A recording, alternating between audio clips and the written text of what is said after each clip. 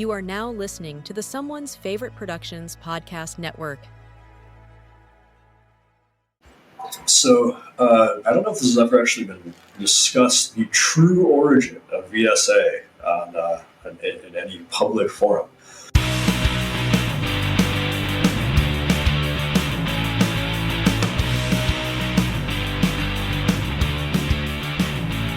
Hello there, and welcome back to The Disconnected, here with Joe Rubin from Vinegar Syndrome and his handler, I guess. Is it Oscar Becher? Becher, something like that? Something in between, yeah. I used to spell your name, Becher. Well, in high school, they used to say Becher. Sorry, you can blank that out. But, yeah. I will not. Yeah. Joe, thanks for doing this. As somebody that's been a fan of Vinegar Syndrome for a long time, and the work that primarily you've done to help co-found one of the most important physical media companies out there right now, it's an honor to have you on. Thanks for the invitation. We are, looking at past a decade of Vinegar Syndrome existing. We're long past sharing an origin story, and we've heard from you a couple of times out there. But for anybody that hasn't heard about how Joe Rubin got to be one of the co-owners and co-founders of Vinegar Syndrome, how do you get from, a little video store in Chicago to where you're at now?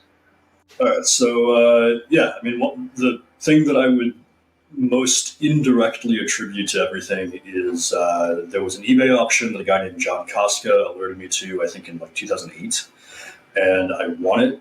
And then someone contacted me about borrowing print.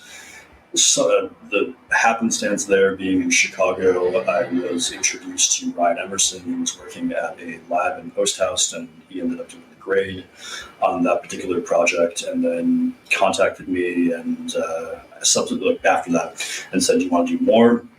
I reached out to people I knew, just offering restoration services for very, very cheap. And it kind of blossomed into that because all the people we were working with eventually said, do you and Ryan want to go into partnership with us in a lab? And then the lab didn't really work. So Ryan came up with the name Vinegar Syndrome because he already on the website, and basically said to me that you have all these films, literally film materials, and then a lot of filmmakers, why don't we try to start putting movies out and use that as a means of making revenue when the lab was not. But John, the guy who introduced me to who alerted me to this eBay auction that started the whole lab thing, subsequently, this is in the first year of Vinegar Syndrome, alerted me to another eBay auction that ended up being one of the most important film preservation collections that's probably, for genre films, that's probably come into the world in the last 20 years. Not just for us. I mean, there's so many films that have come out of that collection that, like Deathgate, for instance, from the White House, probably would not have been possible if not for this collection. Wow. Honestly, that kind of segues perfectly into one thing I wanted to ask about that, because when you go from just a small video store to running a lab, there's still a lot more work that still needs to be done, and you suddenly know seemingly everybody in home video. So how do you get to there? People are coming to you now, and you're going to help other people. It seems like everything behind the scenes is very friendly, but that doesn't happen overnight, obviously. Yeah, I mean, again, the video store, of course, was the mechanism by which all of my film connections blossomed. I started managing the video store, working at the video store when I was 16, and kind of immediately found both a social scene and a cultural scene that I was interested in. And that introduced me to people who, I was going to repertory theaters, art houses in Chicago, but the people who managed those theaters were either customers of the store or they knew someone who was involved with the store. So I was then kind of overnight getting into projection booths and starting to have access to do like after-hour screenings and things like that. And again, very circumstantially, I would travel more, and then I started to meet people just randomly. Like I became friends with Brian Quinn, on MySpace in like 2004 or 5, and he's one of the original programmers of the Grindhouse nights at the New Beverly since like 2002, I think. And we just struck an immediate bond. And when I started to go to LA in my later teens, he would get me into the Beverly and loan prints that I was acquiring. So yeah, it was at one of these Beverly screenings that I was introduced, I think by Phil Blankenship or maybe Brian, to David Gregory. And the first thing that David said, this is long before Vinegar Syndrome even existed, or the lab existed as a concept. And he's like, oh, I know you're interested in sex films. I know of this collection in Chicago. I'm not interested in it, but maybe you are, and I'll give you the person's information. And that was, David was the first person that I met in this business who I had any kind of ongoing interaction with, and I was just really impressed by both his humility and that he was interested in the same types of films that I was. He had a great knowledge base and didn't seem to be motivated by anything other than cinephilia. And that made me feel excited about working with people who were in the home video world. Again, this is long before Vinegar Syndrome existed. I mean, Stephen Morowitz, similar circumstances. I started to talk to him. I think I cold called him in like 2006 or something, or 7. And then we ended up first meeting at the AVN Awards in 2008. And I would bug him about, why are you putting out DVDs from video sources when you have film? And that eventually blossomed into him being one of the first people to be working with Ryan and myself in our lab venture. So everything kind of stemmed out of that.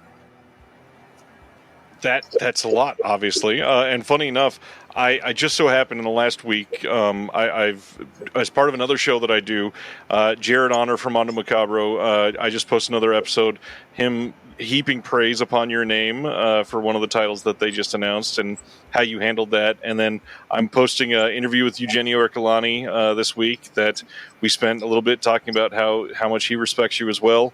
And there are so many names in this industry, but it's also still so small.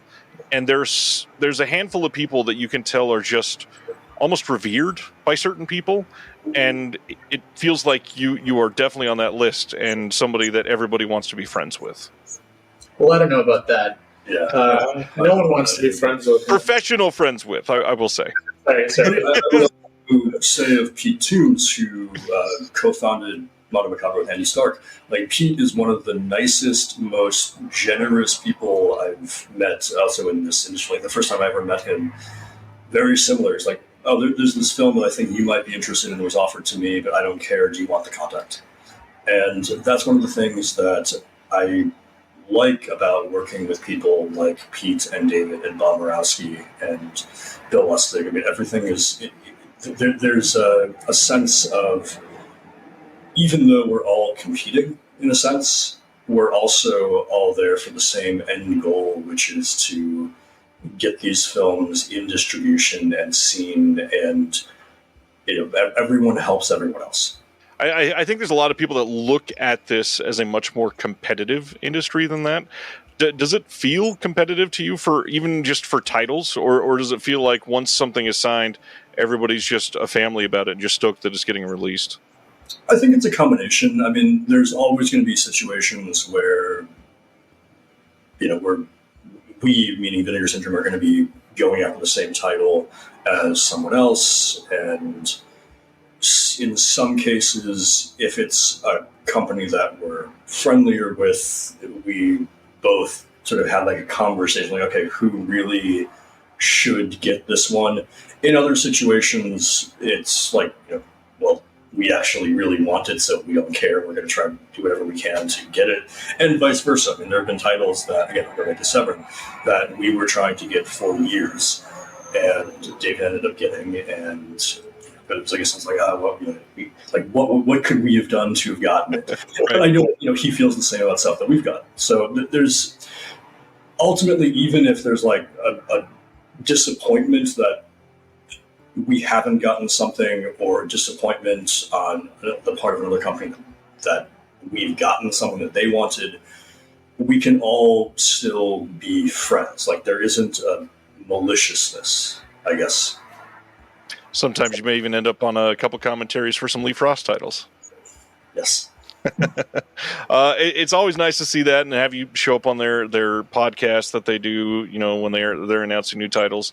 The thing that I really wanted to touch on now is your history, and you've already mentioned it, with some of the sex films. When Melusine was branched out on its own, we've never publicly been able to hear why. Is there any detail we can hear about why and how you feel about it? There's nothing very secretive about that. I mean, and I've tried to do this as often as possible. Vinegar Syndrome was not founded specifically to release sex films, but sex films have always been a part of what we release.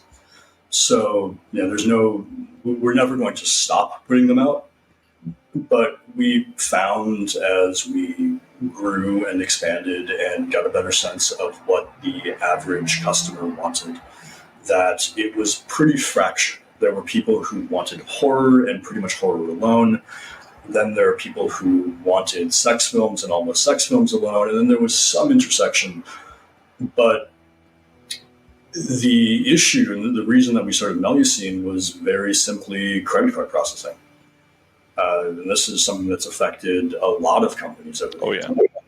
Right when we first had this is long before we split off, we made Melusine a different brand or website. We were having a major issue with our credit card processor, specifically because of hardcore stuff, at the same time that Lisa from Something Weird had that issue.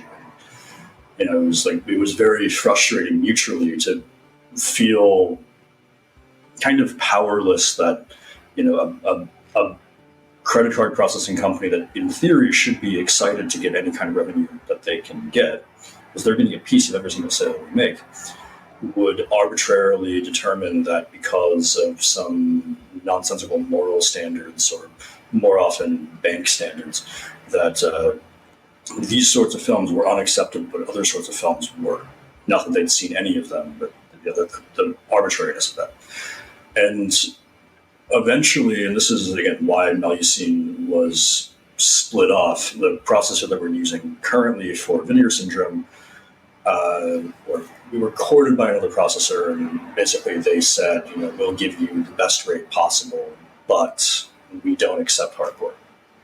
So the decision had to be made, okay, well, do we lose thousands and thousands of dollars a year by staying with a processor that we can have everything under one roof, or do we split it off? And initially I was very hesitant that the sex films would be turned into an afterthought. And luckily Ryan was like, no, I see this as like a way to increase the output and increase the attention for them, and by making them into something that's not just like another title that's buried in a 7, 8, 9, 10 release month. Melusine site has its own release schedule, and it follows a similar sort of trajectory of the Vinegar Syndrome site, but they exist as two separate things that hopefully can intermingle more, because we can still put the softcore movies in the Vinegar Syndrome site, so anything that's released from the Mr. Pix brand will be on both. And the goal is to get the Melusine, the Vinegar Syndrome customer base that may not be interested in sex films to maybe pay more attention to them. We have some, again, next year, some fairly big titles planned, like in the same range as something like Through the Looking Glass, except probably bigger. So hopefully those will be more crossover oriented. That's a big deal. I mean, I'm for one somebody that is definitely looking forward to these. Through the Looking Glass is one that was written about in my magazine about a year ago, and it's astonishing to see this lavish package coming out for it now. It's incredible. Yeah, that's one that I've been talking with Stephen about for obviously as long as I've known him, because that's for me one of the cornerstones of hardcore feature films, period. So we initially scanned it in 2013 in 2K and then never did anything with it. Then I scanned it again in like 2018 and never did anything with that scan. But then we scanned it again because we got our main scanner upgraded. So we did a new scan of it for the third time to maximize the quality. And finally, that's what we used for the release. Incredible. We are looking now at, we're about to be at 12-year anniversary of Vinegar Syndrome, correct? Yeah, January 2013 was the first release. As somebody that co-founded Vinegar Syndrome, your role over the years for a company that was this tiny lab, essentially, to what it is now, doing major deals with Paramount, has to have changed quite a bit. What are you doing day to day now for Vinegar Syndrome? Luckily, it hasn't changed as much as you may think. So when it started, Ryan and I were on our own. Like, we did a bit of everything together. Like, I would do some scanning, he would do some scanning. I would even do restoration, which I would never touch today. But primarily my role has always been finding the rights to films, bringing films in, literally and figuratively. I mean, the pretty much all of the material in this building, film-wise, came through something that I did. And almost all of the rights and acquisitions, especially in the first decade to 12 years of it. In the last year or two, there have been more people within the company trying to bring titles or catalogs to our attention. But yeah, I mean, that's still kind of what I do. I've dabbled. Can I also say that when like Joe says that he brings a lot of the stuff in, he's actually brought in original negatives on his lap as a carry-on on airplanes. Yes. And we'll bring them onto the subway and the Metro North up to Bridgeport, and then we'll just plop them on the table as if it's nothing and then move on to something else. He'll literally bring something from California. I think I'm never doing that again. The last thing I did was carrying in one hand the negative, or one shoulder, the negative for Devil Times 5, and then the other shoulder, the negative for Schoolgirls in Chains. And between the two of them was about 90 pounds. Jeez. And the bags, they're freezer bags that I carried with it. Nothing, they weren't frozen, but like that's what the bags were. And yeah, that was a hellish ordeal that I never want to do again. And you taught a child who was sitting next to you what an OCN was. That's actually true. I can't believe you remember that. I was getting off the plane, this like 10-year-old kid says to me, like, "What's that?" And I said, "This is a movie." And so they tried to explain, and like while waiting for people to take their bags off of the aisles in front of me, like what a film negative was. I don't know if it sunk in, but that was a moment that made me admire you. That was I like that. It was a good memory. Somewhere there's a kid in New Jersey like putting together a wish list of film schools to go to now. Devil Times 5. Yeah. There's been a couple times over the years that you have posted on social media and such about like literally pulling reels out of a dumpster because somebody said like trash day is tomorrow and I just found these. If somebody wants them and you don't get them now, they're gone forever and you will go rescue them. I've had some people on my show literally like argue with the fact that happens. Where are we at in 2024? Because there are so many people that don't understand where film can be located. So, to be fair, I've only pulled film out of a dumpster once, like truly out of a dumpster, and that was not even a movie that we have here. What? Isn't the anthology? Yes. Yeah. So, a friend from actually Brian, who started Out Obsession, the video store that I managed, worked at, whatever, was in town because he does. He's a big Ghanaian poster collector, and he creates the custom ones and all that. And he was in town in New York, and we were all going to have dinner. It was like a bunch of Chicago people all gathering. in the East Village, and I was just like wandering around for a half hour before, and on top of a dumpster, it wasn't in a dumpster, it was on top of a dumpster, was the uncut negative for this like late 90s, early 2000s gay romantic comedy that I can't even remember the name of. And it looked dreadful, like as a film. But I figured, well, it's still original neg, so it shouldn't be tossed. So I ran over to Anthology Film Archives. And it was about to rain as well. The forecast was rain, it was drizzle in the air. And I talked to the woman at the ticket counter, and I'm like, can I bring you a negative? And she's like, what are you talking about? Like, there's a negative down the street. It's on top of a dumpster. Can I bring it here? And she's like, I don't know. I have no idea. Ask these people. They'll probably tell you it's okay. I don't know if she did or she didn't, but I just ran back and made like 3 trips. It was 16, but it was still a decent amount. So it was unedited. And left it in the Anthology lobby. And she's like, what am I supposed to do? Like, just give it to this person. I think they kept it. But I think one thing that Joe is also really good at is that gray area where people kind of don't want to hold on to something, but they don't want to throw it away. Right. Because it doesn't really fit their area. And that's something that Joe probably does actually have a lot of interesting stories about things that people are kind of like, would you be interested in this? Or do you know somebody who's interested in this? Like, we just got stuff in last week, which is similar to that. Last week? Kind of stuff. Oh, yeah. Yeah, I mean, yeah, every so often we'll find out about a storage facility that's foreclosing on something and is going to destroy it, or what else we're talking about is a lab where their client was told to throw something away, or the client told the lab to throw something away, and luckily instead of throwing it away, they contacted me and said, here's what we've been told to throw away, what should be saved. So that's always nice. And we've tried to kind of establish Vinegar Syndrome as a repository for orphaned films, literally and figuratively.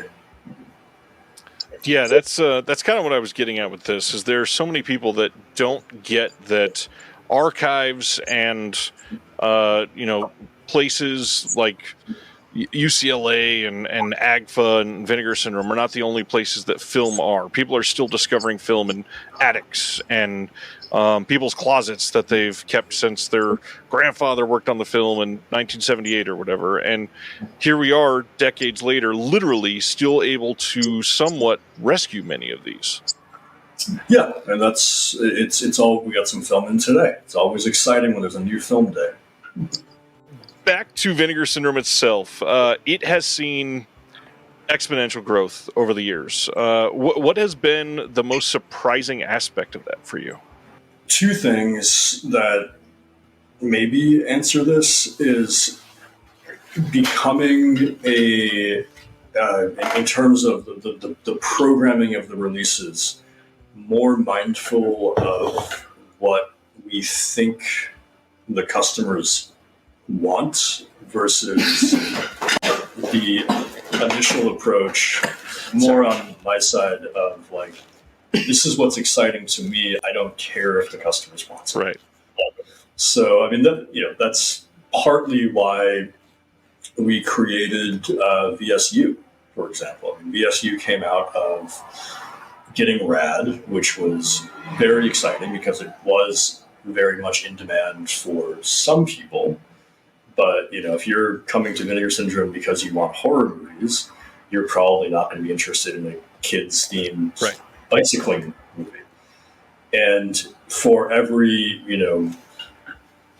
compliment and like excited response that we got from like, oh, I can't believe someone's finally putting this out, we would get an angry email of like, this is not what I expect from you. So again, I have to give Ryan credit for this. He's like, well, we can't not put movies like this out because there is a huge market and interest for them.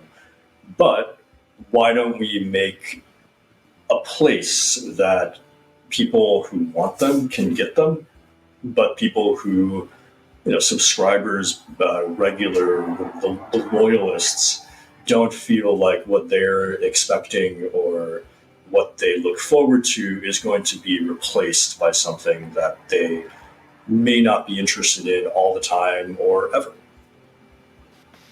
In 2024, and we're about to be in 2025 for Subscriber Week, we've seen countless sub-labels made at this point. We've seen so many titles coming out year over year, and we've never heard full numbers. And I know you can't probably get into it, but can we get any like ballpark idea of change in number of subscribers over the year? Just because one of the things I've talked about is that's probably a really good way to gauge the size of this industry as a whole right now. Well, again, to be fair to subscribers, it's to people who choose to subscribe. It's definitely a commitment, both in terms of the trust factor and also the price. So we've seen a fairly consistent number of subscribers over the past 5-6 years. It varies maybe by 50, 60 per year, but it's remained very consistent. And again, luckily, the majority of the people who subscribe choose to renew. So, for however many decide they're not going to renew, usually roughly the same number decide to sign up for the first time. But I think the more interesting thing for me in terms of the subscribers is what we've seen with regards to, because you're getting all the Vinegar Syndrome releases, like the Vinegar Syndrome branded ones. Right. That many subscribers are still excited about the sub-labels and certainly the partner labels. And a lot of subscribers every single month are, in addition to what they're automatically getting as part of the subscription, getting at least a couple sub-labels or partner labels or something like that. And that also has kind of given us more reassurance that we can try to be more experimental with what we put out under some of the sub-labels. It doesn't always work. Like, we were all excited about Sex Mission, for instance, which came out this year. Not a great seller, which I think Ryan and I were both kind of surprised by. But hopefully, like VSL, for instance, is the second most recent of the sub-labels. The most recent one is Cinematograph.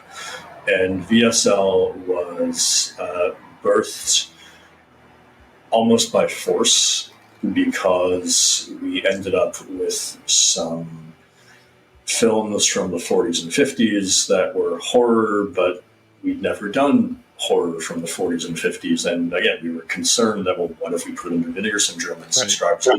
I'm paying for slashers and like gore films, and what am I going to do with this? Our artistic horror and barely horror anthology like fantasy. So VSL was initially created as a way to take films that we either had rights to ourselves or acquired as part of licenses or packages that didn't really fit cleanly under the other brandings or sub-brandings, and the black and white 40s and 50s horror movies did decent. They didn't, no one was like blown away by how they did. They did fine. And there was excitement on the part of non-subscribers. There was excitement on the part of some subscribers. So, now we are open to that.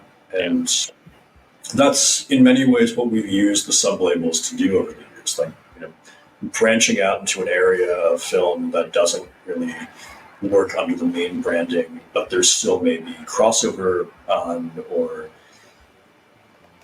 to be blunt, sales. But it's some of, like, VSL is not really so much a sales-driven sub-label or hope for sales-driven sub-label, nor is VSP, unfortunately, at this point. It's more like a testing the waters to see where we should go with original productions. Whereas VSA is, at this point, we try to market things like, okay, what's going to be most exciting in terms of high sales. Same with VSU. And Cinematograph, we're also still trying to figure out, where the market for new Hollywood to 90s non-genre films lies. Right. And we've had subtitles that have been very successful and have gotten a really great response, and then other ones that have, unfortunately, and because they can be just as interesting as films, not received as strong of a response. And it's been kind of surprising in some cases what has gotten the higher response and what has gotten the lower response. What is one of those Cinematograph lower sellers that was shocking to you that you should shout out as a great title right now? Go Fish. I mean, the second most recent one. Yeah. And I wouldn't say that was like shocking that it didn't do as well as some of the, the Altman or Jonathan Demme or like, name stuff. But it's the sort of film that I think makes Cinematograph more exciting than just here's a 4K upgrade of a well-known film by a well-known filmmaker, or even like a less-known film by a well-known filmmaker. And I think it would be more fun and rewarding, although it's not necessarily the way that it's going to go, to focus on independent films and films that were coming out simultaneously to studio stuff, but weren't part of that machine. One thing that I have been curious about for a while, and as a co-founder of Vinegar Syndrome, I think that you were one of the more authority voices to speak on this. There are so many people that now look at Vinegar Syndrome primarily as a packaging company. And that's been so weird to me because there's so many films being put out, but they don't refer to those. And as somebody that loves films yourself, how do you feel and think about that? The fact that there are so many people that are buying these primarily to focus on the packaging. I mean, if that's what makes them happy, then good. I have to look at everything as a whole. Like, if a VSU does really well, but then the Vinegar Syndrome proper titles don't, or if, some partner labels do really well and then other ones don't, the business-focused side of me, as opposed to the I want to put movies out because I like them or I think that they're exciting, ultimately has to go in favor of what is actually going to sell. And special packaging is a great means of getting people excited about films they don't know about or don't care about. Because even if, for every 10 people who buy the film because hopefully, even if they haven't seen it, they're interested in it, versus the one who's like, I like this cover, I like this box, at least they're buying it. Right. And maybe they will watch it, maybe they will like it. And we used to have this discussion in more on the curation side about sex films, where I would be excited personally about, we just got the rights to this, or we just found this lost film, or like this is like a really interesting movie. I go for the more depressing sex films. But we found through sales that what does not sell with sex films is misery, and what does sell is Hayapesh Ali. So that's dictated some of what we've put out. And the packaging stuff, again, Ryan is the person who deserves about 99% of the credit for both making the packaging as marketable and as exciting as it is, but also coming up with the designs, like the tenant box. That's Ryan's concept. Where I think maybe too obsessed for business practices on just the film side, Ryan looks at it and says, okay, how do we take this film that most people are not going to know what it is or care about it necessarily, but make it into something that's going to be exciting? Right. I think, can I say also one thing too, where it sounded like you were almost saying that we're now steering into a more just sales driven type, but that's completely not true, because I think a lot of the more ambitious things, the things that Joe really does care about, he forces through. Like basically, Sure, yeah. like he's just like this movie, and I'll watch. I'm like, really, this movie? And then he's like, I really like it. Look, I do the schedule. Right. So, like a film like Bloodline, which I was really nervous about because I liked Bloodline a lot, and I was afraid it was going to be a total bomb. Luckily, it wasn't. But like those are the sorts of like the first Paramount deal that we did. Bloodline was one of the titles that was in that deal. I was like, that was like the one for me. That was the one that was like, okay, we're gonna get big, we're gonna prophecy films, we're gonna get existence. Okay, that's all well and good. I want Bloodline. Right. So it's, but again, Ryan and I are also only two of the partners. Right. 4 people own Vinegar Syndrome. So Ryan and I are primarily the ones doing the day-to-day creative stuff and acquisitions and restorations and anything to do with the operations of the business. But there's also Ralph and Ian, and they have, they've been with us since the beginning. They're the people who invited us both to go into business with them in the lab venture back in 2010 or something. But I think that one of the things that's also good about having partners is that where my head is at may be very different than where Ryan's head is at or where Ralph's head is at. And we can have our arguments and present cases for why what I think makes sense in a situation or for an acquisition or for a release is the right way to go. And then Ryan might come back and say, oh, no, you're totally wrong, and here's why I think I'm right. And then Ralph might say, listen, children, I'll tell you what to do. And then we all bicker and argue and scream occasionally, and we get it resolved. So, having that kind of pushback and disagreement can be very frustrating at times, but it's also one of the reasons that we function. Like I couldn't do this on my own. Ryan couldn't do this on his own. And we all need each other. And it's also one of the reasons that the majority of people who work here, especially there's a few people who have been at Vinegar Syndrome since before Vinegar Syndrome existed, like Brandon and James. And they are as much a crucial backbone of the company as anyone else's. Brandon scanned every single film that is scanned in this building. Brandon scans it. So we know who to blame. I'm just kidding. So I'm kind of rambling now, and Oscar told me that I'm not allowed to ramble.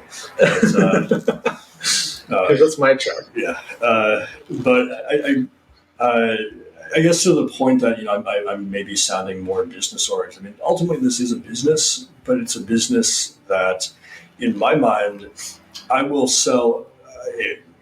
These numbers would be amazing. 100,000 copies of Rad if it means that money can then be reinvested into putting out 100,000 films like Runaway Nightmare, which is one of my, again, for me, even if no one else cares. So, or Bloodlines for that matter. Well, and that's one of the things that I've had to keep my ear to the ground on all the social media and crap, where obviously you hear the worst of it, but so many people are on completely opposite sides of the spectrum here. Some are very happy with the more mainstream output. Some are very concerned about the lack of, like, I used to subscribe because of Runaway Nightmare or because of the Telephone Book, and now it seems like those are fewer and far between. Does that mean that those types of titles are going away? I mean, obviously the answer is no, but how has Vinegar Syndrome kind of dealt with that in the evolving years? It's sometimes difficult. I mean, like this month, October, we have The Ghost Dance, which is the obscure title of the month, I suppose.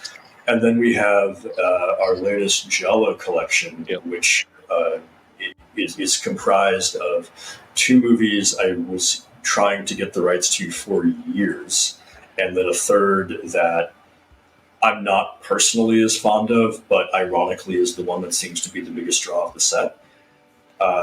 So I don't think that we've really diverged much at all from what we were doing 10, 12 years ago.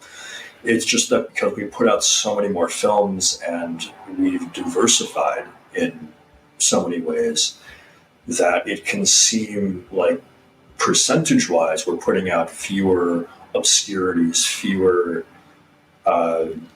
lost films, bizarre, how do you even classify this type of movies?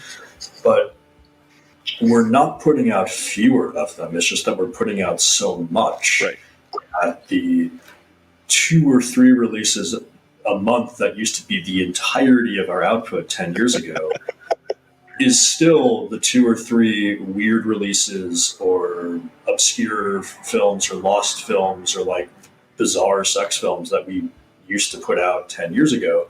It's just that now we have a multitude of different sublabels. So maybe those films don't seem as prominent, but they're not going away and they're never going to go away. It's really easy to look at what you're doing right now and say it's the best, but I would love to hear, do you have, looking back on the 12-year history, a favorite slate that you put together? Like a month for Vinegar Syndrome releases that you go, damn, I'm so glad that we put these out together. Individual months? No, I couldn't even tell you what came out in it. I mean, I remember the first release, obviously, but I think a few more from that year. I mean, our first year, I think, was kind of a great year for my taste. Yeah. But then we also put stuff out in the first year that I don't like. So it's not like, the early years are like, this is all what I wanted or Ryan wanted or any specific person was like excited about every single film. We were still from the beginning putting out movies because a filmmaker approached us or we had an existing relationship or, someone who we knew or worked with just said, hey, are you interested in putting these movies out? And we said yes, because in the early years, we couldn't have gone to Paramount and said, okay, we want to do like a 30-film deal, or MGM or any other major studios. So we were working much more piecemeal with who was willing to work with us. But first year, I mean, Massage Parlor Murders, they're still proud of that one to this day. Telephone Book, obviously. Labor of Love, Good Luck, Miss Wyckoff. I mean, those films are still movies that I can look back on very, very fondly. And like, these are films that are emblematic of the label to me.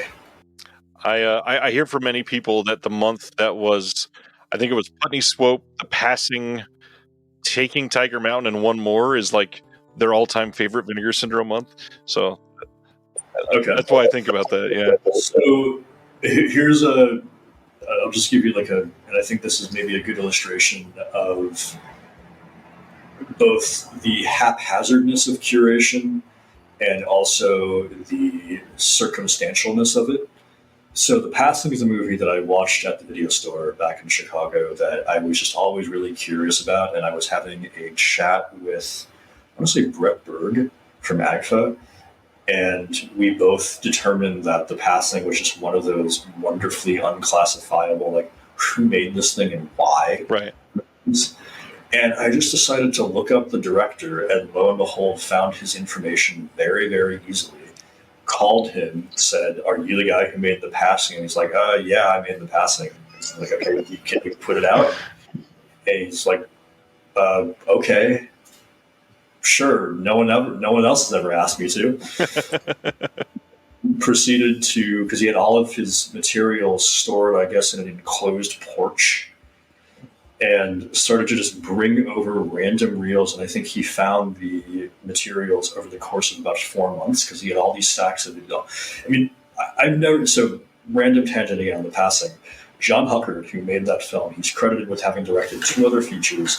One of them is called Hard, and then another one is called Strangers in Love, which is a shot video movie. But back when he was a teenager in Baltimore, like contemporary of John Waters, he was making all of these completely demented sounding films with his high school friends. Nice. Like he said he made several feature films in Super 8. He made all these short films, put some of the short films on the disc. And like some of the films that he made with his high school friends, like they just sound insane. Like a psychedelic Adam and Eve movie. And the way he would just, because we've seen the passing, I was like, that, like this guy just describing the passing in the most nonchalant way, like talking about his Adam and Eve movie and all of these other just bizarre films that he made, in just like, yeah, it was just me and my friends, and we would go out and we would, make something, and then we'd screen it for all of our other friends, and then make another one. It was just like, I'd love to see some of his crazy childhood films at some point. But like that film occurred because I called him on a whim. And then Taking Tiger Mountain, there was a college student who became obsessed with Taking Tiger Mountain and contacted Ryan and said, I rescued all of the material for this film. I'm friends with the director. He's looking for someone to do something with it. And then Ryan kind of became obsessed with it and fell in love with it. So, and then Putney Swope, a sales agent we work with, just happened to have it in his catalog. I love it. Just random happenstances. That sort of thing is always such cool stories. I think the other movie that month might have been Night Owl. Yes, it was. So that guy actually contacted us and said, "Can you release my movie?" So I mean that is a great example of a month where you have both Ryan and myself becoming obsessed with a specific film and then making it a passion project. A film coming to us randomly because we happen to know the owner, and then a filmmaker contacting us and asking us to release it. How convenient. Oh, man. Well, it is October, like you referred to, but we've got a Black Friday slate to cover. And when this is going up, everything will be public for everybody else. I think it's probably time, if everybody's ready, to start mentioning some of these titles and maybe hear some stories behind them. The Flash pre-order weekend will have come and gone. It's currently now a week and a half away. You missed your chance. Yes, retroactively, I remember that the pricing is cheaper during the Flash pre-order as opposed to during the sale itself. I'm paraphrasing my newsletter copy here. Totally random. Yeah, Joe also writes all of that. That's important. I write the majority of the disc copy, and I write pretty much all of the newsletter copy. So I probably write somewhere in the vein of 100,000 plus words a year. It's extremely stressful when I do them in batches, and I do a word find to see have I used the same adjective in how many of the box copies have I already used the adjective in, and then I have to do go into a thesaurus, okay, what is a word that is similar to this word? And unseen masterpiece. Yeah. I don't do I do overuse masterpiece, and I know that everyone loves to complain about how much I describe things as slashers or slasher adjacent. That's my new one. Proto slasher. Proto slasher. But a lot of those I do stand by. I'm not just saying it because it's a word. I'm very, very particular on what I consider a slasher and what I consider a giallo.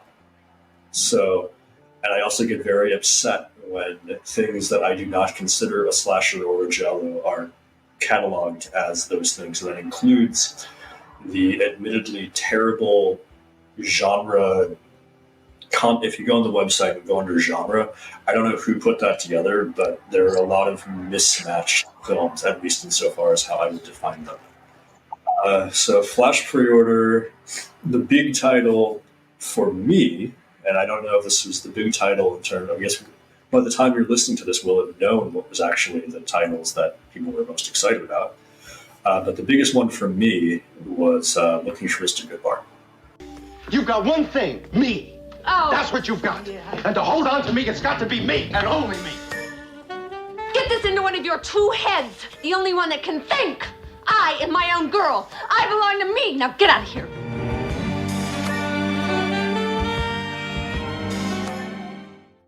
And that was, yes, all right. That was a multi-year process, and again, I cannot speak highly enough of the person we work with at Paramount, who, above all, I mean, we're lucky to work with very nice and motivated and genuinely interested people at both MGM and Paramount, but there's one person at Paramount who has really been not just an advocate for us, but an advocate for getting interesting and forgotten or problem titles in their catalog cleared and made available for release. And he is the person who advocated for Good Bar. It took a long time to get it able to be legally released, but it's like that's something that's, again, very exciting for me, in part because it's semi-set in Chicago, even though it's mostly shot in LA on stages. But still, like, from when I first watched it as a teenager, it's like seeing Rush Street Right. in the Gold Coast was really exciting for me. There's a club, at that point, strip club that's briefly photographed in it that was a porn theater earlier that I was obsessed with as a kid because of their ads. So that was a very exciting film for me to finally be able to get. But the film, the regular Vinegar Syndrome title that we announced it with was, or I guess is going to be, but was, when you're listening to this, it's very confusing, Blood Tracks. Why are you doing this to us?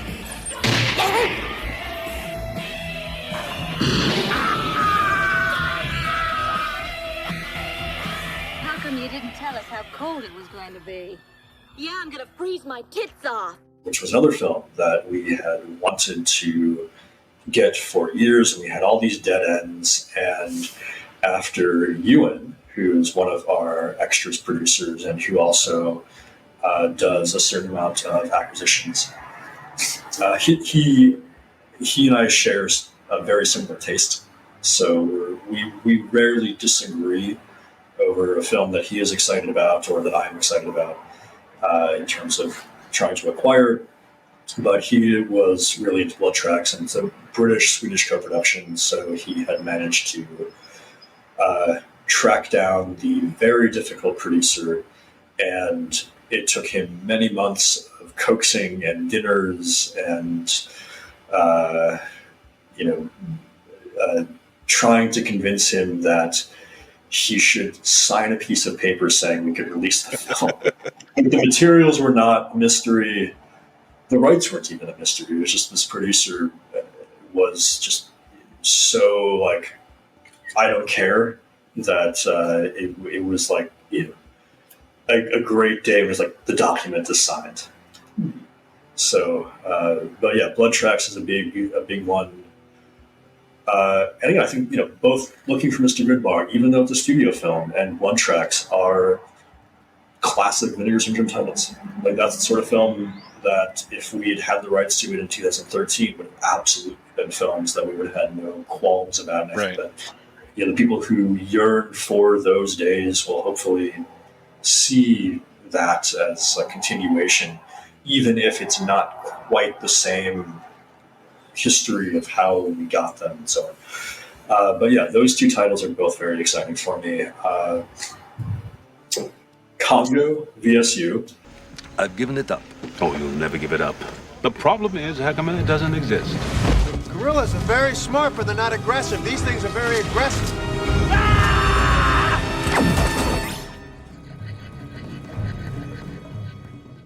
I hope, looking in the future to now what would have happened a month earlier, that everyone loved it. Again, Claudia, who produced the extras for that, she is wonderful and has been handling a lot of our big studio titles that are more kind of mainstream adjacent. Right. she put together some great stuff, and I think that it really enhances the release. And again, it's VSE release, so the packaging is cardboard upon cardboard upon cardboard. Bob Borowski joked to me that maybe 2-3 years ago that we're all in the cardboard industry now, and it's true. But if it works, it works. So yeah, Congo. God, what else is there? Black Eyed Susan. Oh yes, Black Eyed Susan. State-of-the-art sex dolls are not only socially acceptable nowadays, but also highly priced luxury items. All right, not the conversation I was expecting. Can't find the words, little man? Susan has made me aware of some things that I found surprising. I'm not quite sure what you're talking about. The ultimate goal of this project. She only has eyes for you now, Derek. Please continue to hit me if it satisfies you. Our latest in-release VSP, directed by Scooter McCrae, whose 2 earlier features are both available through partner labels. This was his first time shooting on film, and it was a script that, out of all the scripts that we received, Riot actually was the one who was very enthusiastic about Black Eyed Susan. I mean, we all like the script, and we all like Scooter. He's great to work with. He zero ego, zero pretension, just wanted to make a film, and had a vision, knew how to execute his vision. And it's, if anyone listening to this has seen Scooter's other work, it's nowhere near as crazy as his earlier work is in terms of outrageous acts on screen, but I think that it's very true to his sensibilities and the subject matter that interests him. It's about confronting uncomfortable aspects of sex in ways that maybe will be upsetting to some people, but hopefully also make them acknowledge the reality of the world. And I think it's also really beautifully done. Like it's primarily a chamber piece, but visually it's very carefully photographed and very carefully lit. The editing is, it feels slick in that regard, but it also feels transgressive in the way that I think someone watching his work who knows his work is going to enjoy it. We also just saw it premiere at Fantasia. Yes, and first time. Yeah, which is really cool. And we saw it in a room full of people. And right beforehand, Scooter was like hyping everybody up, and he was like, all we have to do is we have to get them through the first 10 minutes. If they can get through the first 10 minutes of this movie, they'll like have a good experience. And that's true. Everybody at the end of it, I think, had everyone was talking after it, because I think it's a very thought-provoking movie, and very, very, very nothing else is like it. So, yeah. What else is there? Cannibal.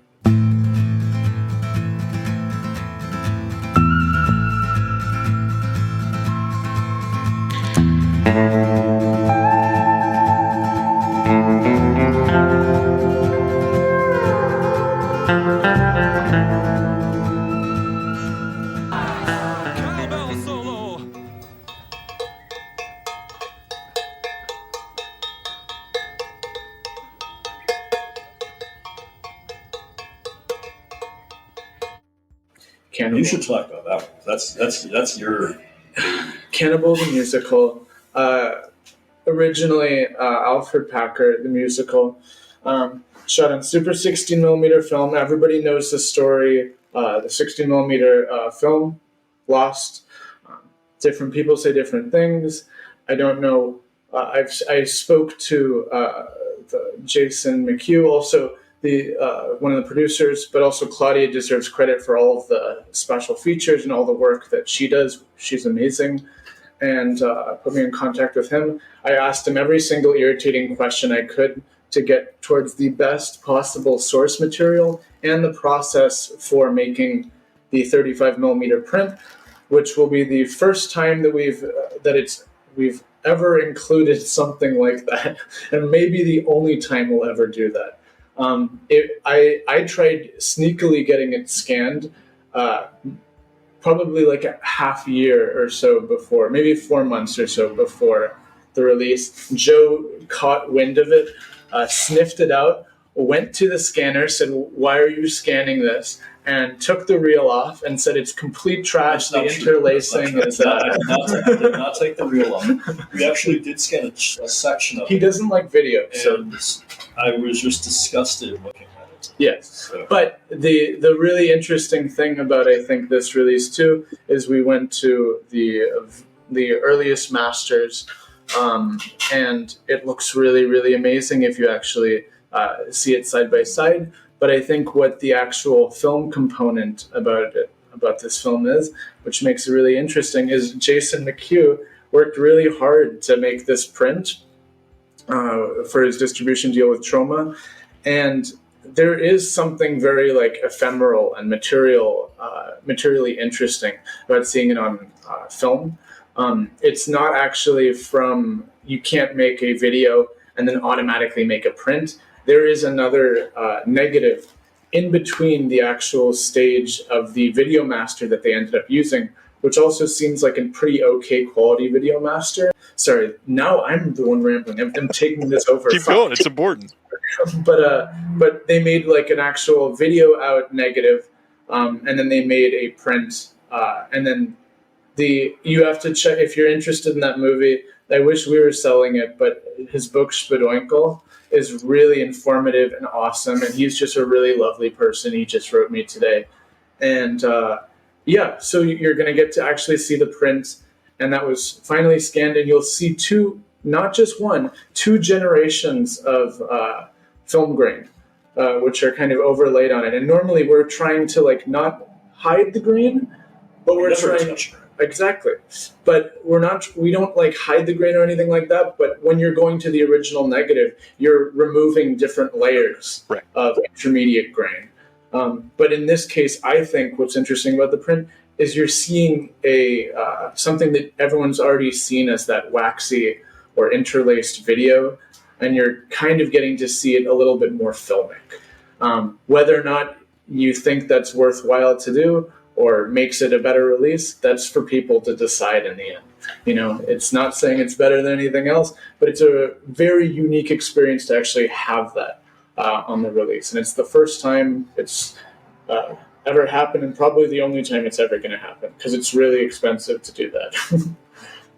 But yeah, Cannibal. Well, and I'm sorry for asking, but there is, people talking online about it. There's 2 releases of this coming out right about the same time. There's some odd things happening, like the owner of the other company commenting on Vinegar Syndrome post about it and trying to make sure that everybody knows his opinion, and not saying he's right or wrong necessarily.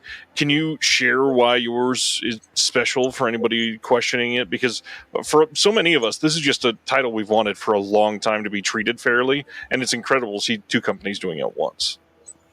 Well, I mean, it's not really all that unusual for multiple companies to have the rights to the same title simultaneously, especially in different countries. Yeah, I mean, his release has I know he has a lot of extras on it. I haven't really gone through them, but his release has people who we've interviewed as well, and vice versa. I mean, they're just different releases. Right. If hopefully, if you're in the U.S., you are buying the U.S. edition, and if you're not in the U.S., then you're buying the non-U.S. edition.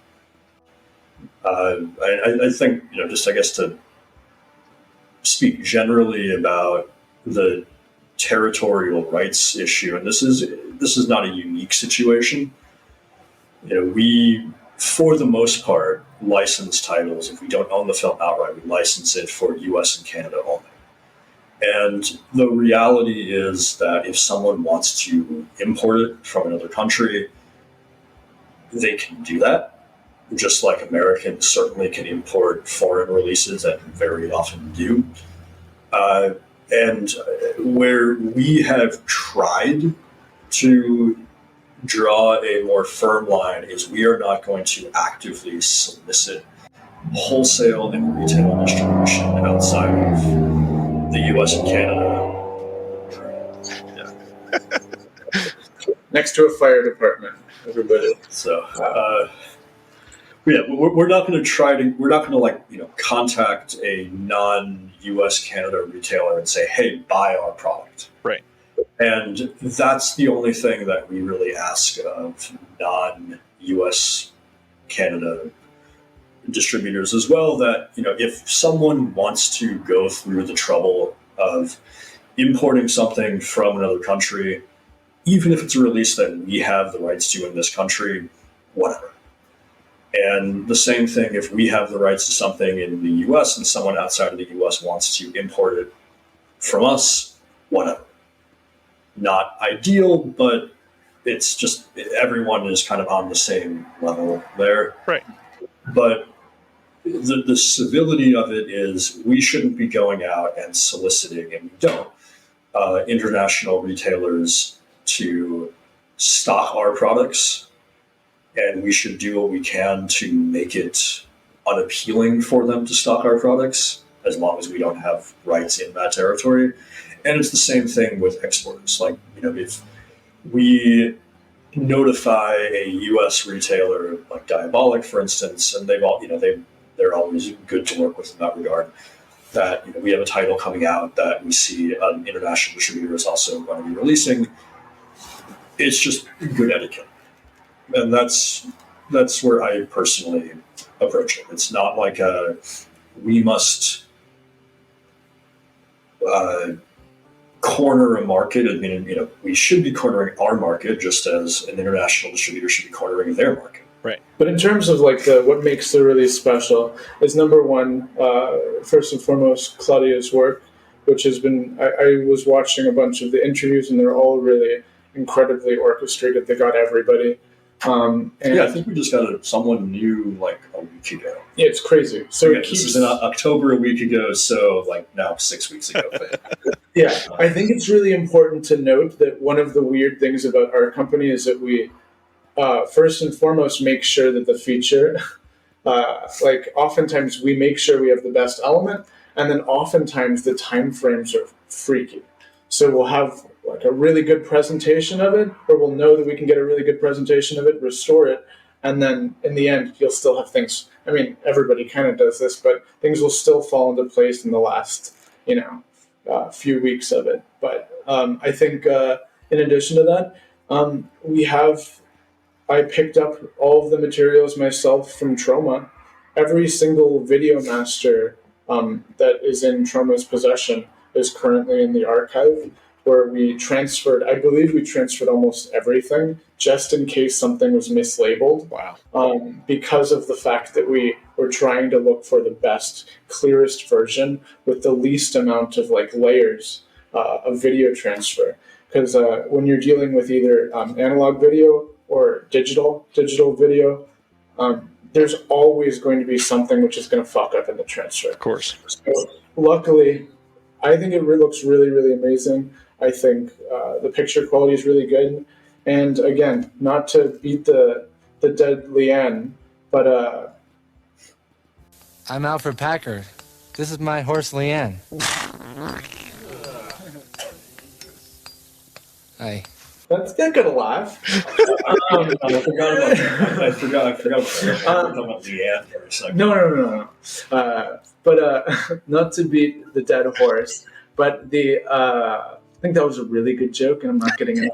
No. But not to beat the dead horse, but I really do think that actually seeing the sole surviving film element is going to be a really special part of this release.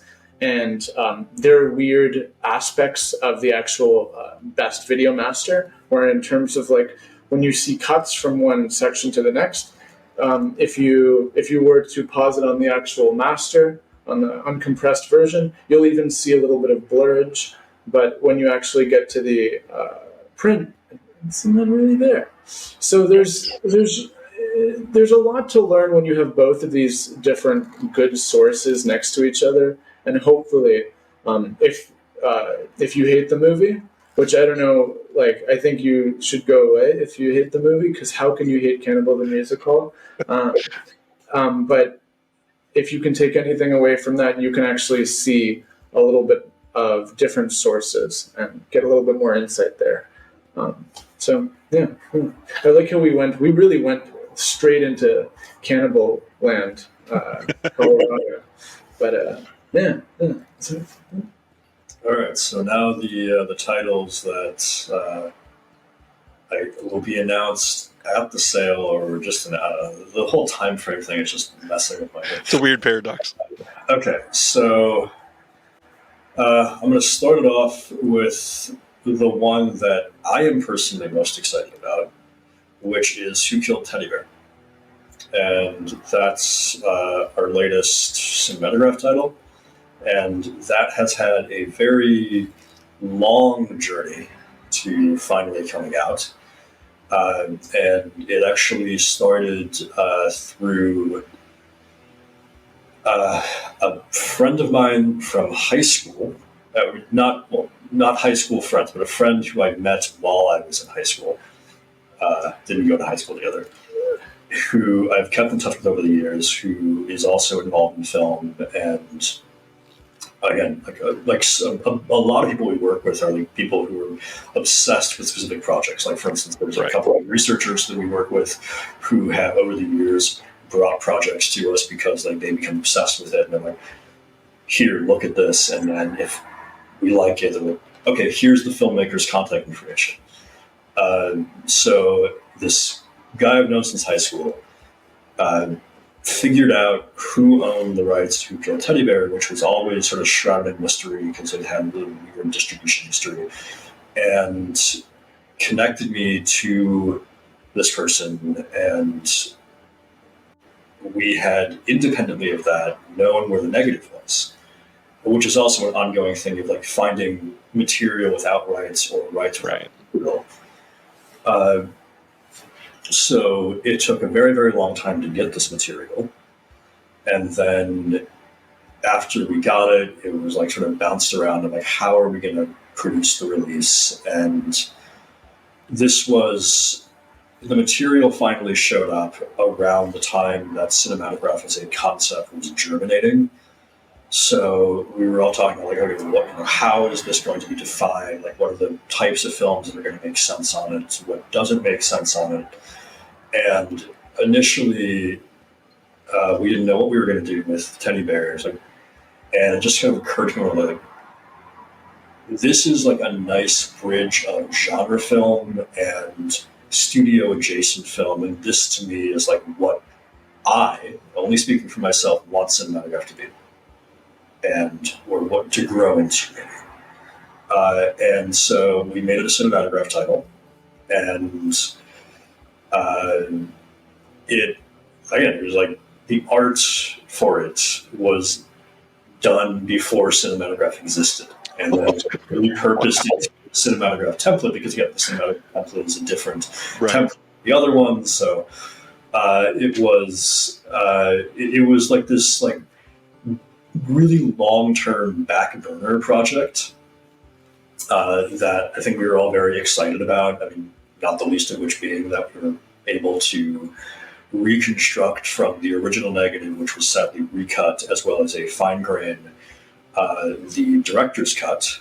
That's exciting because there's a really, really shitty looking bootleg VHS that's like a release print transfer of the director's cut, but none of the editions that had come out looking even halfway decent were taken from a complete source element. It's not just that things were cut out, things were changed.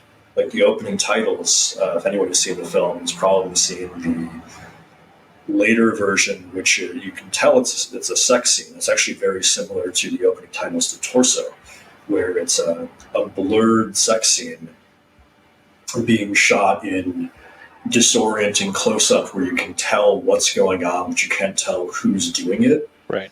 And this is more or less what the reissue or the later version, it wasn't a reissue, it was like shortly after the film came out, it was recut, They did the opening titles to make it less graphic. And keep in mind, this is a film from 1965, so anything even remotely sexual would have been deemed too graphic for a lot of distribution. And the original version of the opening titles, again, there's no nudity in it, but you can tell very clearly that it is a sex scene. So we've restored the original opening titles. We've extended a bunch of scenes. There's the sequence where Salmini is walking around 42nd Street and kind of wandering into theaters and bookstores. There was nudity in that. Like, he's looking at nudist magazines, and there's nude women on photos and things like that, all cut out.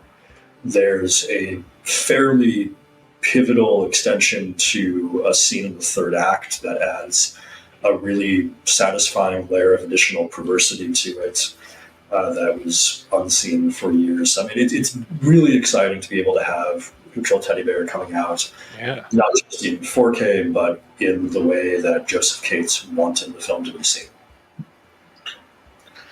I mean, a lot of the background for that sounds similar to what was going on with Good Bar. We kind of just glossed over it, but what can you share any of the background of what held Good Bar up for so long?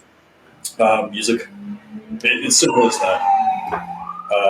So, luckily, the pivotal soundtrack, which is, of course, all the disco, was able to be cleared. There was one incidental track that plays in the background of a party scene that was not able to be cleared, so Paramount provided us with an alternate track to use, but what makes that film soundtrack iconic is all there. All the disco, every single Motown track, and all of that is 100% intact and sounds excellent. Crazy. All right, so we got a cinematograph, we got a VSU, we got some of the Vinegar Syndrome. Okay, what else? The one that you're talking about with Dino. Oh, yeah. Either the sea nor the sand, or sand nor sea. One of those. And despite my not remembering what order sea or sand goes in the title, it's a really good film. Like, that's again a film that we had for years that we were sort of looking for, like, how are we going to put this out, because it's a tough sell. Right. It's ostensibly as Dino put it, a gothic romance shot in Jersey, in England, and Dino does the subtitles now. Yes. So the best reference point for it is Death Dream, the Bob Clark film. But it's based on a novel that was written earlier, and this film was also made earlier. So essentially it's about a spinster who meets a sort of mysterious younger man, and they fall in love, and they go off for what amounts to a honeymoon. And then he drops dead suddenly. She can't accept that he's dead, says that he's going to come back, and then he does. And it goes... calling it a horror film may be a bit of a stretch, even though it is a horror film. I mean, he is quite literally a zombie. Yeah, it is a horror film because it is a zombie film, and it does inevitably go the zombie direction. But what makes it, I think, really special is that it treats the zombie element not so much as like a shock factor or an overt horror factor. It's like, think about the logic of grief that manifests a zombie, which is, again, similar to what I think Clark was doing in Dead of Night, but there isn't the revenge factor. It's much more about everyone very explicitly saying, no, this guy's dead. His body is rotting here. Yeah. And his widow not being able to accept that he's dead. So it takes the zombie structure in a very interesting direction. And it's a satisfying film. It's a beautifully photographed film. It's set in a very rarely shot environment, and it's sad and romantic and downbeat. I hate romance, but this is the sort of romance that I can appreciate. I don't think you hate romance. The other day, what did you say about? What did I say? I forgot which movie. Oh! It's the movie about You've Got Mail. You liked You've Got Mail. Sorry, You've Got Mail. I didn't say that the other day. Come on. I mean, it's like a month or two. No, it was not a month or two ago. We watched that in the spring or maybe even. You were like, "Oh, I love Who's Got Mail." I loved I'm it. such a big fan. I did not say I loved it. Oh, I'm kidding. Okay, I'm gonna plug a vaguely romantic film that I think actually does deserve watches. And okay, to be fair, You've Got Mail is a very fine Hollywood product. That's all we need. Just because I watched it last night, meaning 6 weeks ago. Honora by Sean Baker, who is a huge genre film fan and clearly loved. I mean, the film is dedicated to Jess Franco. Yep. So that is a wonderful film for the sort of downbeat romance that romantic movies should be. It shouldn't. There should be no happiness in romance. So Joe loves Honora and Nora Ephron. Got it. Yeah. Honora Ephron. Very good. VSA. Yeah. Okay. VSA. Haven't seen it. So, okay. No, I have not seen the VSA. Okay. So this is again going to where I mentioned earlier that I do the vast majority of the acquisitions, but I don't do all of them. And again, everyone's taste is limited. I like what I like. I don't like certain things, which is not to give a quality of, my taste is better and these films are not as interesting. I'm not an action person. I've never been an action person. I've grown into it a bit more in the last few years. Actually, in part, I can thank the guy who's given me throat cancer from the blunts, Joe Vegas, whose new movie, which may be picked up by the time, not by us, by the time you're hearing this, Jimmy and Stiggs, also well worth seeing, shot on Super 16. But he's gotten me into a lot more action stuff and kind of made me appreciate films that in my youth I would have glossed over. But we've been doing a lot of Hong Kong films lately and a lot of Hong Kong action films lately. And, the Hong Kong stuff that I love is horror. I mean, we've got some, I can't reveal these yet, but we've got some really great Shaw Brothers horror films in the vein of Corpse Mania coming on Blu-ray and maybe 4K next year. So look out for those. But other people who work here, like Curtis and Justin Liberty and Ryan and Dave Sikora, they are much more into action. And so, when lists come through, the lists often get circulated and everyone kind of gets the opportunity to throw in the films that they would be most excited for us to release. And then after we get the list of everyone's suggestions, usually Ryan and I go through it and determine, okay, well, these are the films that we, even if neither one of us in some cases have seen the film, that we feel based on the recommendations of whoever suggested it is both a safe bet in terms of it's not going to be a disaster for sales, but also something interesting, something that fits into what we're looking to do. And so I think it's Women on the Run? Women on the Run. Yeah. Yeah. I don't remember who suggested that one, and therefore I haven't seen it, to be fair. So I can't speak about what makes it exciting, but hopefully anyone who isn't aware of it and is curious about it, can hopefully feel the assurance that that was not just like a title, even though I haven't seen it, and Oscar hasn't even seen it, right? Mm-hmm. Yeah. That it wasn't just like a filling out a package. It was something that someone here felt passionate about and felt was a worthy film that needed to be restored and released. On that note, the VSA has been a big question for a lot of collectors over the last couple of years, because what started as like video store memories of the 90s seems to be flavor of the month sometimes based on what's changing, and now it's primarily like Hong Kong and action back to back. Is there a current definition of what we should expect from VSA? So I don't know if this has ever actually been discussed, the true origin of VSA in any public forum.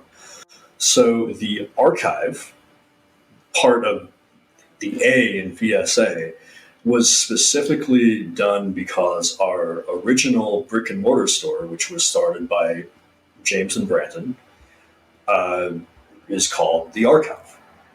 And the idea of VSA was originally, and it kind of still this to a degree, that it was going to be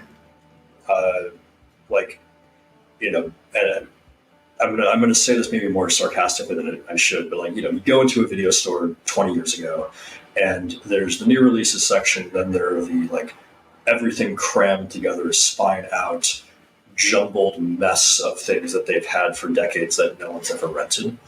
And the idea of VSA was, let's put some of those movies out. So it started off with films that we own the rights to, nothing that was licensed, because we've acquired many catalogs over the years, and we will acquire a catalog sometimes because of a few movies, but it's here's a 20 movie catalog that has 5 really exciting titles in it, and then 5 kind of exciting, and 10 what are we ever going to do with these? We have a film called Horses and Champions, which is a children's film from the 90s. Oh, yeah. And that's still what are we going to do with 1994. We have a bunch of South African movies from the 70s, and South African action movies that we've never actually watched. Might be good, but we've had them for 12 years now, or 13 years now, and don't know what we're going to do with them. So VSA was supposed to be, in a way, a place to put movies out that we were either assuming we're going to find their audience in time or just going to bomb. But they ended up doing pretty well. And then, so if you look also at the very earliest VSA releases, they have the archive logo on them, store logo, because that was, again, to try to connect it very explicitly to the store and the video store mindset and all of that. But as VSA grew, it became more of a nebulous thing. I mean, we would put something like Dr. Jekyll's Dungeon of Death out of it, which I like, by the way. I can defend that film. A lot of people don't like it, but I can absolutely defend that film. But then as we got more action films, because, again, Vinegar Syndrome was horror and exploitation, and action could be exploitation, but movies that were more explicitly action, or 90s action movies, you weren't going to do those under Vinegar Syndrome. So that became VSA film.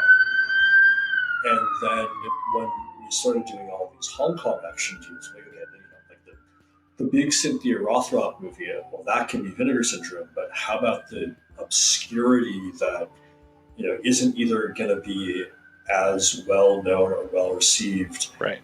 Let's put that under VSA. And then we ended up, kind of without realizing it, licensing so many Asian action movies. It became purely a matter of logistics and programming. What am I going to do with 20 Asian action movies? Well, VSA. And but again, I think that it's also made the brand more defined, because now people, I think, expect action movies, whether they're Hong Kong action, Asian action, or otherwise. It's given the brand more of an identity than Hell Riders 1 month and Wolfpack and Dr. Jekyll's Dungeon of Death. Now it feels like, okay, if you like these sorts of movies, you can rely on this sub-label to give you more of that. One of the follow-ups for that is there's always been this probably like form language of a standard edition may follow for VSA, but I don't think we've seen any of the standard editions yet. Is there ever a plan for bringing any of those back? No, I mean, never say never, but that was more of, again, Ryan wanting to put that on there. So the theory is always something is going to be such a runaway hit. Like, why are we tying our hands behind our back and saying only 4,000 people can ever get a copy of this? Exactly. So the idea is, in the off chance that were to happen, we might do a standard edition. But yeah, there's never even been like a casual conversation of, hey, we should reissue this. Like, that's just never happened. I mean, Champagne and Bullets still goes for a lot of money on the second-hand market. Champagne and Bullets is not coming back. And I don't say that in any way to slight the film. Like, that is something that is a delight. The circumstances under which we had to get it, not such a delight.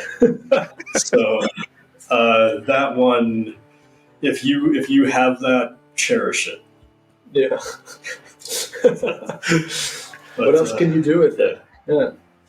Any more Black Friday titles on the slate? Well, I guess, yeah, there's the 2 Vinegar Syndrome surprise titles. One of which I guess you'll know if you hear this. I hope The Keep comes out. I don't know yet. Unfortunately, the circumstances that set the internet ablaze with news about it resulted in a major problem for getting the release cleared. Because, again, as maybe not for the reasons that everyone assumes, but there were legal complications that have prevented the film from being released. And again, Paramount was really wonderful to even help with getting that resolved. But yeah, I guess you'll find out if it's The Keep. I don't know if it's The Keep. So maybe it'll be The Keep.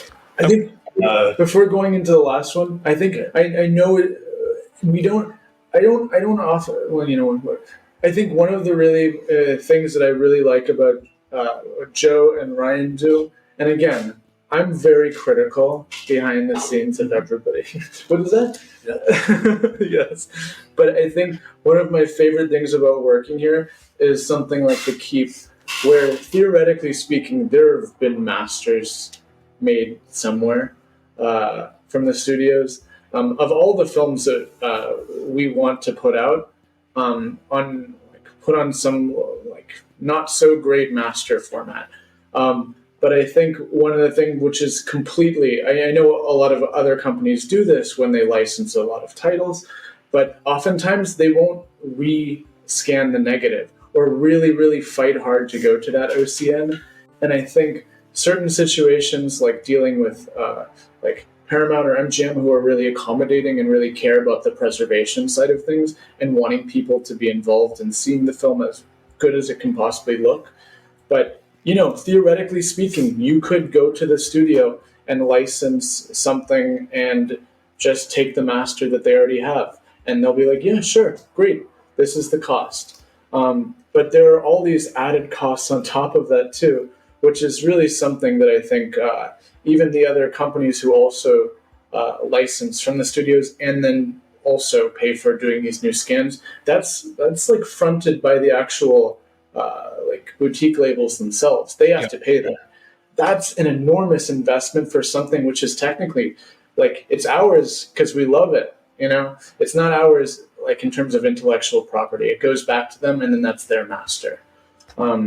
So yeah, that was just my little rant about why I think The Keep it's amazing. If that actually, hopefully, yeah. Well, and when this was revealed, I was going to discuss because there's so much, in this social media world that, I'm one of the accounts that posts all the announcements for these because I have my announcement show every week, and I don't ever share any of these rumors or things that have not been press released by a company because of situations like this. Obviously, this is a big deal, and even just somebody leaking that has potentially put something in question. But how much are you guys paying attention to that, and how big of a deal can those leaks and rumors be? Well, the Keep leak happened while we were on our road trip. Oh, no. And, so I'm just going to leave that as like no, we can talk about that as the final one. Okay. But it is technically a Black Friday surprise. Okay.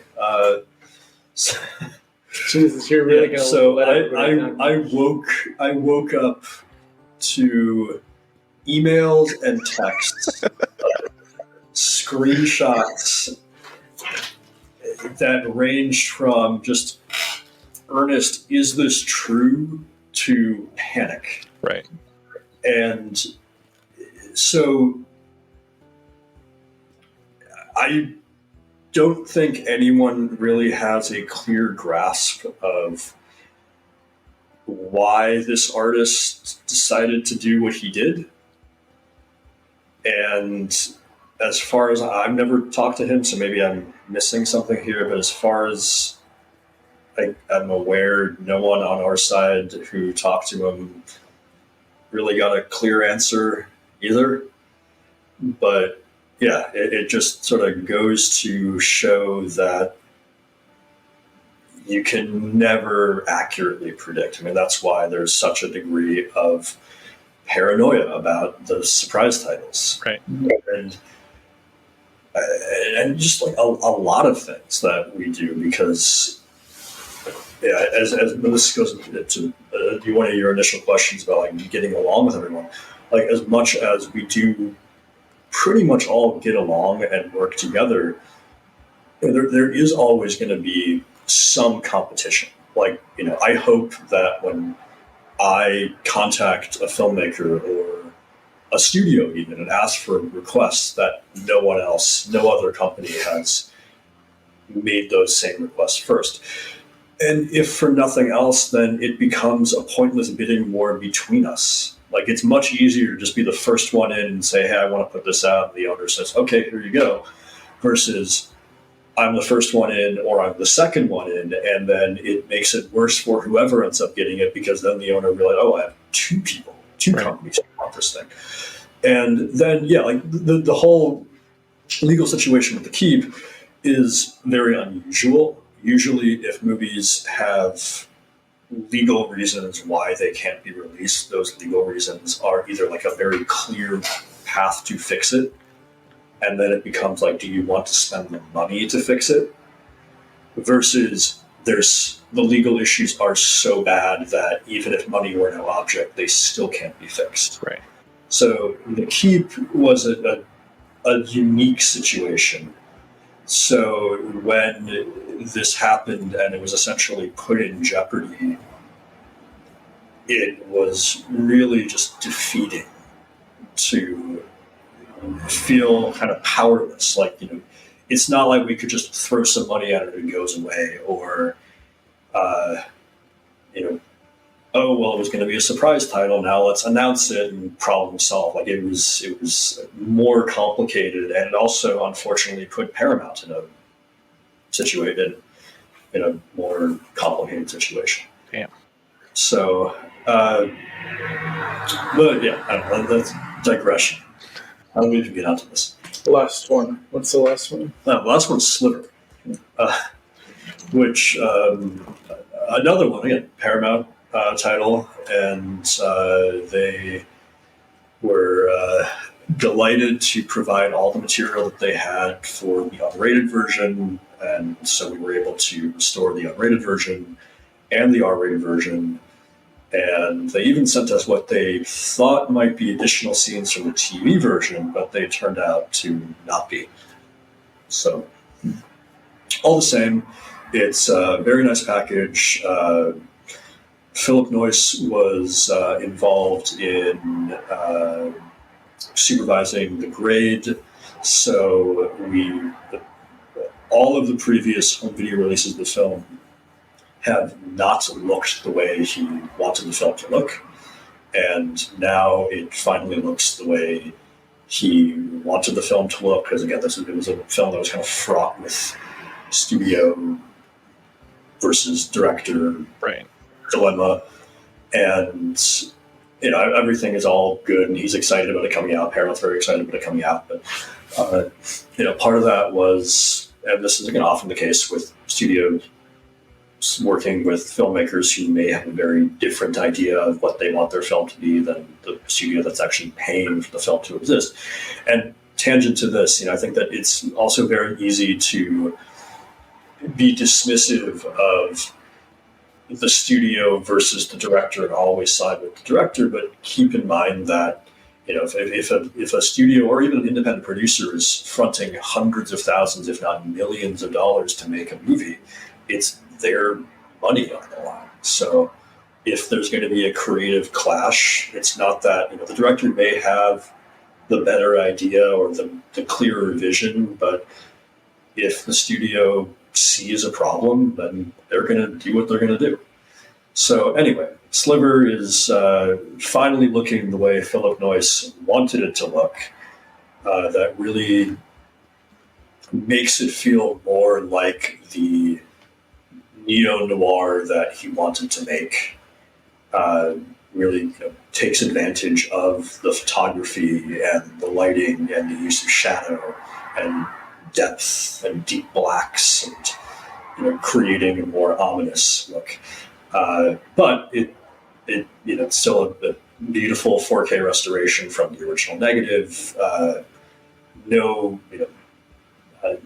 grain manipulation or anything like that. And again, this is something that we have had come up on a number of occasions where people have been concerned that if we're working with studios, that they're going to mandate grain manipulation, they're going to mandate digital tinkering that differs from what the filmmaker would have wanted or intended. And again, luckily, both Paramount and MGM are very filmmaker oriented, so they want the films to look how the filmmaker wants them to look, but in a way that is historically accurate. With a lot of collectors that are looking at these films that they've held dear for decades, there are many of them that are upset when a director changes anything like that, especially like the color grades. That's the common argument over the last few years. As somebody that loves film as much as you do and have this huge history with it and obvious passion for it, how do you feel about that? Is that something that you've had to deal with yourself? Luckily, we haven't had many instances where a director or anyone involved will mandate changes that are not photochemically compatible.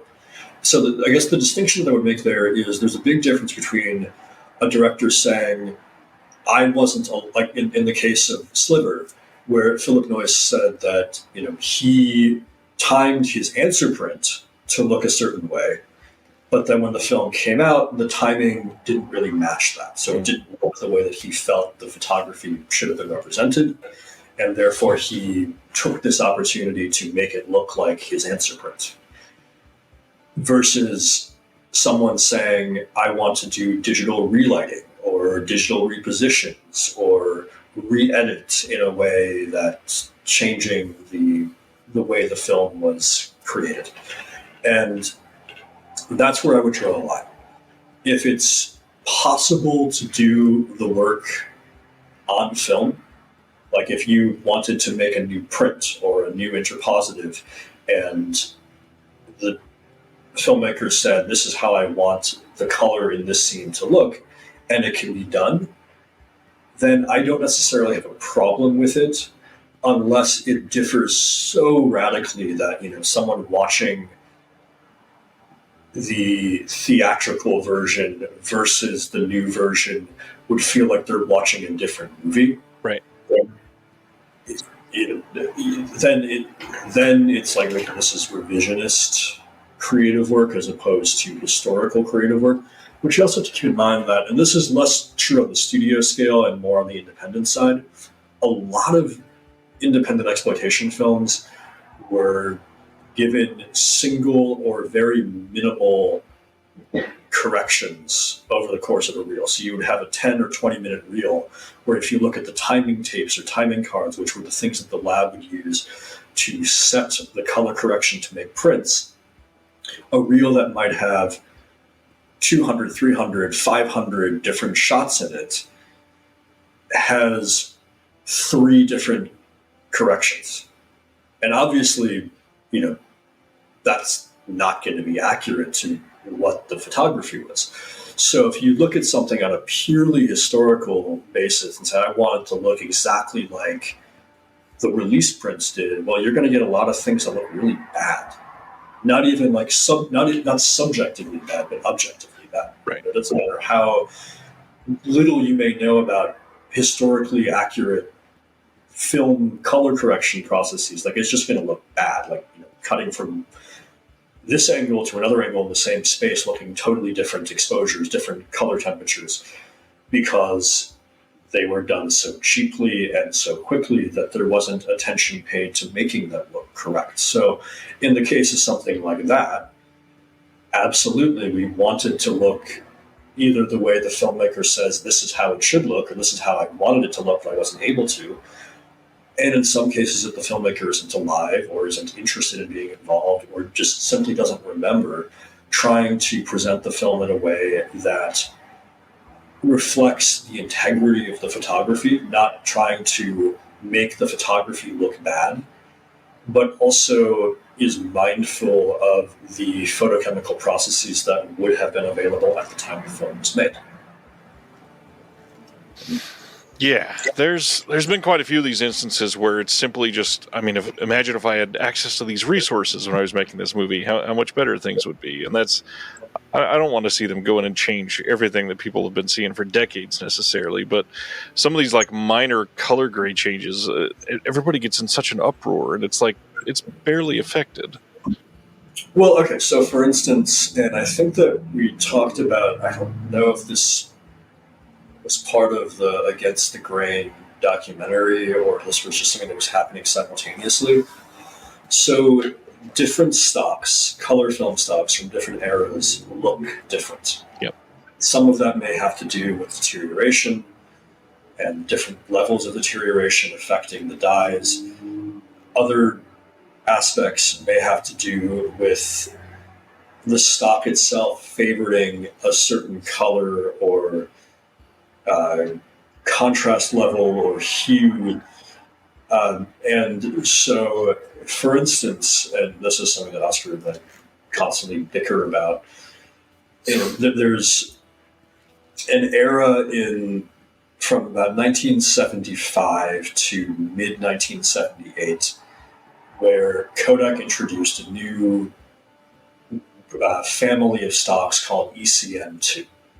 And for some reason, all of these stocks, both 16 and 35, not all, some, tend to have very thin blue layers, meaning the concentration of the blue information is proportionately less than the concentration of the red layer, and then the layer that has the most information, meaning the most dynamic range, the most exposure in the brightest areas, the most exposure, or the most color in the brightest areas, the most color in the darkest areas is the green layer. Now you can balance this pretty well just by manipulating the concentration of those 3 different colors. And we've released, like for instance, if you want to see, I call it yellow problem. If you want to see an example of a film that had yellow problem, that if you look at the grade that we did, you wouldn't be able to tell had any kind of weird imbalance of colors at all, Killer's Delight. But I've been noticing with greater frequency, you'll sometimes see films from this era that have this really unnatural gold look to them. Like, it could be a stylistic decision, but when you see this look over and over again, it's all from this particular era. And it just occurred to me, like, this is just colorists who've never encountered this and must think that this is a deliberate photographic choice. Or maybe the director isn't even, or the cinematographer isn't even sure why the negative looks this way, and they're trying to, how well do they remember a film they shot 40, 50 years ago? Well, doing a basic contrast balance is going to favor a gold look. And I'm not saying that all instances, there's also been these controversies of certain films all looking the same depending on who's grading them. But that aside, I've noticed a number of films, specifically from the mid to late 70s, that have really, really heavily pushed towards gold. And it eventually just occurred this is just yellow problem. This is not an artistic decision that someone's making to reflect how the film would have looked when it was made. It's just, the negative happens to look a certain way. And with that said, you should trust the negative. If you're grading a film and the negative favors a certain color, you shouldn't just get rid of that color because you, as the colorist, think it looks better without it, because in many cases that may be an artistic choice. So there is going to be a degree of research, figuring out, what does the previous release look like? And to that end, I found that VHS tapes, which were by and large made off of prints that at the time that they were made were not faded, or in some cases interpositives, unless they're just horrible telecines where all the color has been lost or it's all been pushed to green or blue or red or something that's clearly unnatural. They can be a better reference for not matching, but when in doubt. Is this scene supposed to be day for night? Well, the negative is clearly all shot in bright daylight, but the bookending scenes are all at night. Well, let's look at a VHS.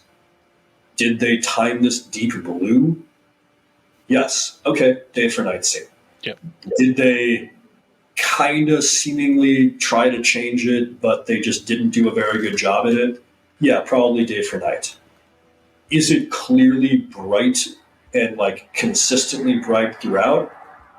Probably not day for night. So there's a lot of things that can be gleaned from looking at references, but also, we get people occasionally complaining about, why did you present this in 1:8:5? Why did you not present it in this aspect ratio or this version? And the question is, why do you think it needs to be this way? My VHS looks this way. Clearly, if you're looking at a VHS as the baseline for proper presentation, whether it's color, whether it's aspect ratio, version even, you're just wasting time.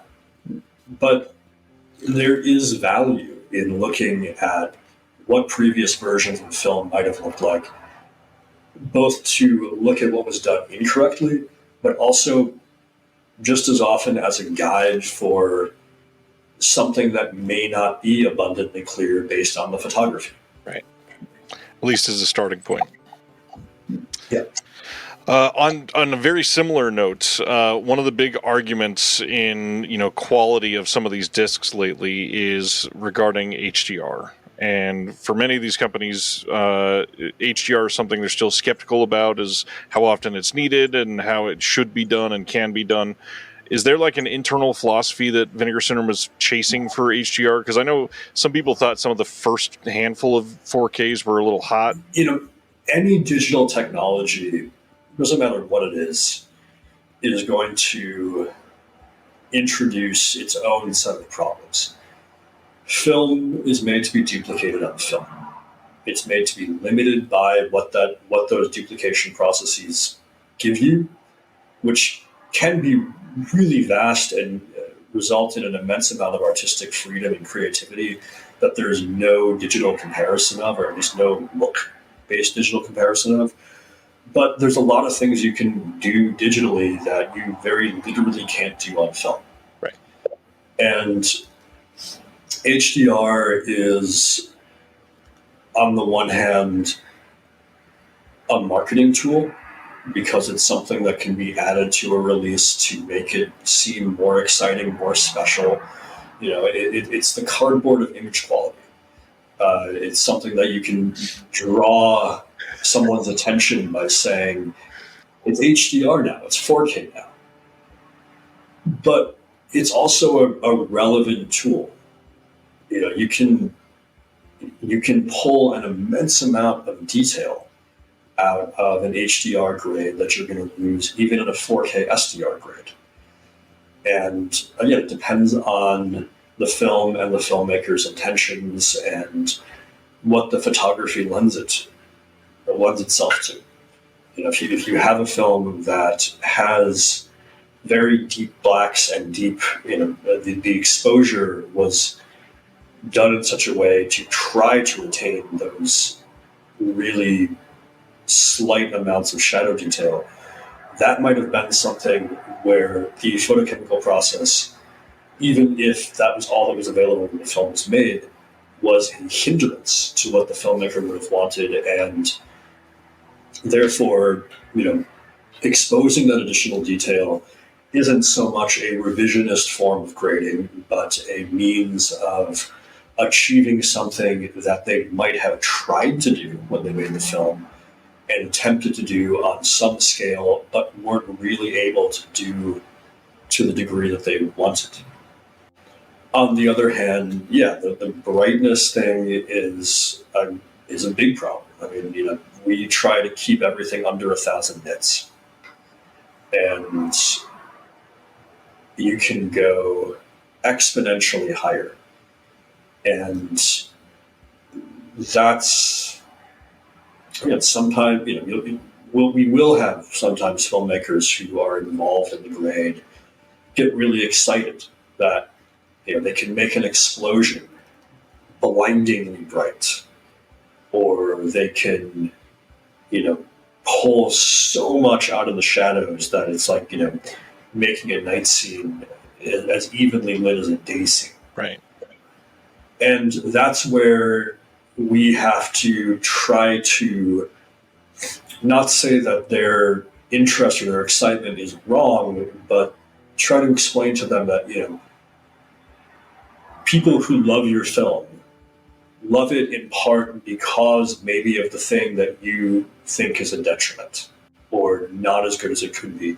So let's try to find a middle ground. Let's try to, you know, get those really bright whites or those really stretched blacks in there, but in a way that doesn't feel egregious. And can I jump into something? Because I think we just went to Color Lab, and do you know what I'm going to say? There's a gentleman who came in who was a lab worker. Oh, the zero cut guy. Yes, exactly him.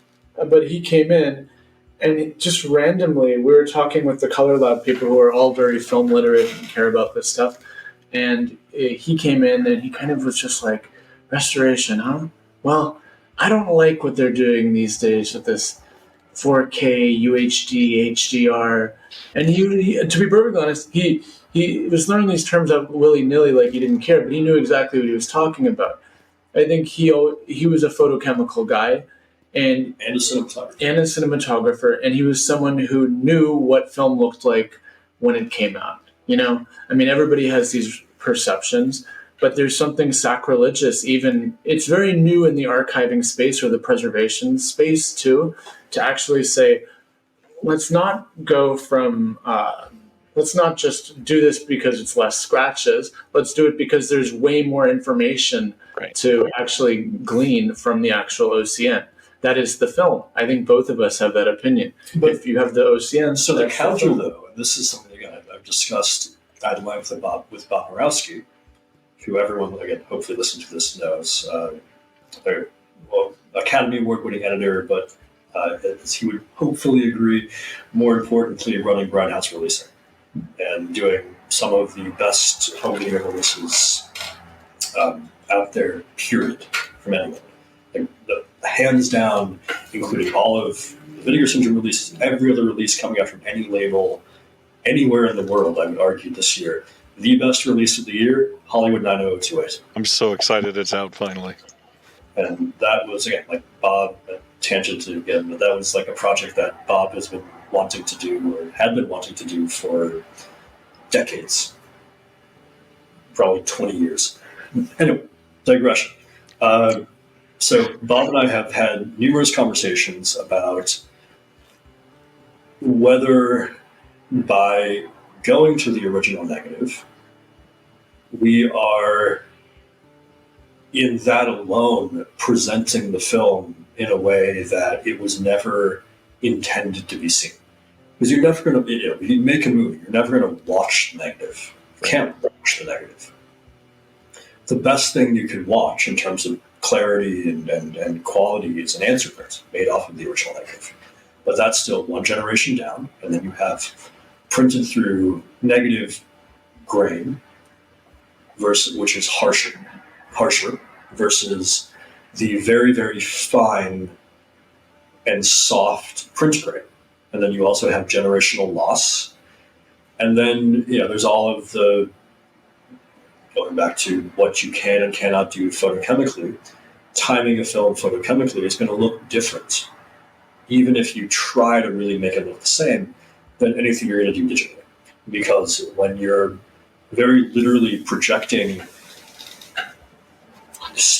highly concentrated and minutely determined amounts of red, green, and blue light through a lens through the original negative onto a print or an interpositive, the way that those colors blend, the way that they interact, there is no true digitally analogous function, because with digital you are pushing color into something, pulling color out, stretching how much each channel has in and of itself, and then adding contrast, taking away contrast.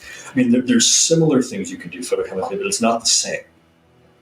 So when we scan an original negative and we grade it, even if we're very, very mindful of trying to make it look as close to what could be achieved photochemically as possible, it's still not going to look like a brand new answer print made off of that same negative. I mean, you can't take a digital master, bring it to a lab, bring that negative to the lab, say, make an answer print, match the grade 1-to-1, and then watch this answer print in a theater, and then watch a Blu-ray or a 4K release side by side and have an even remotely similar experience. One of the other, final big things I wanted to ask about is subscribers. Over the last year and a half or so, I've had a lot of people message me talking about how they feel like there's so many sales that they're losing money subscribing because stuff is being sold cheaper now. Is there any chance that you're looking into incentives or anything to make sure that people don't feel like the sales are watering down what they're subscribing for? Well, the whole sale, doing smaller sale events throughout the year is something that we have just become, for better or worse, more reliant on. I mean, subscribers are not going anywhere. The subscription model is not going anywhere. But what I will say is that we are looking now at giving people who are interested in subscriptions more ways to model their subscription or form of subscription to suit their interests.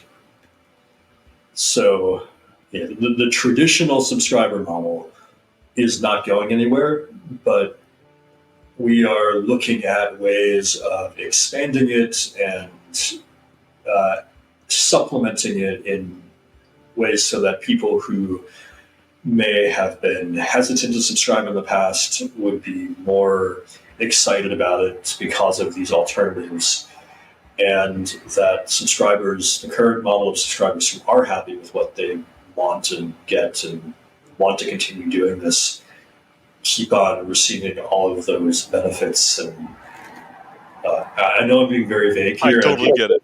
Not necessarily because I don't want to reveal something before it's revealed, but because we're still working it out. It's in the works. Yeah. We don't want, subscribers are something we didn't pioneer the concept of subscription, but we made that one of our linchpins. So we want subscribers to be happy. We want subscribers to feel like they are getting the types of films that they expect in their subscriptions, and also the benefits that makes them excited about subscribing on top of just getting all the Vinegar Syndrome titles. But yeah, with this, I mean, with the mini events like the daily 50% off thing that I keep on having to give credit to Ryan because he's the one who comes up with a lot of this stuff. It's in some ways it's a necessity, because if we rely only on the halfway sale and the Black Friday sale, we end up in these peaks and valleys, and it's the response to a lot of these mini sales or like shorter events or like product specific types of events has been really strong. And again, I don't really exist on the forums, and I check Facebook minimally for this sort of thing, but luckily we haven't, at least in terms of emails and direct communication, gotten a sense that subscribers are upset by this sort of thing. I mean, hopefully that is indicative of the majority of subscribers. You know, we're never going to be able to make everyone feel like what they are getting is exactly what they want at all times. And that goes to releases as well. I mean, we obviously get lots of people like, why are you putting this out? Why aren't you putting this out? And it's like, okay, do you want the horror movie that you haven't heard of? Or do you want the horror, I guess I should say, do you want to complain about the horror movie you haven't heard of, or do you want to complain about the horror movie you have heard of? And you've bought 5 times on previous formats. And sadly, maybe the horror movie that you have heard of is the one that you're still the most excited to buy. Yep. So as much as I would love to have a calendar that is nothing but ghost dances all year long, that's going to be the title that is probably going to be the weakest performer this month. Well, in the vein of looking forward to the future, is there any, slight teases? I know you can't name any titles, but anything that you can get people excited for 2025 with? We are starting the year with a Spanish horror 3-film set, which is comprised of 3 very different, and I'd say reasonably liked 70s films. I mean, I guess I'll reveal one of them. Actually, maybe I shouldn't. Oh, come on. I'm debating on whether I should reveal the one that's the least exciting to me or the most exciting to me. But I'm hesitant to reveal one that's the most exciting to me. Do you want to flip a coin for it? No. Coin, we'd know an extra title. Spanish horror set, all early to mid 70s movies. 1 period piece, 2 non-period pieces. All by very well regarded in the horror genre directors. So very specific wording there. That's the closest that's the closest that I can see people already picking up on that. Oh yes. What else do we have? Another Giallo set. God.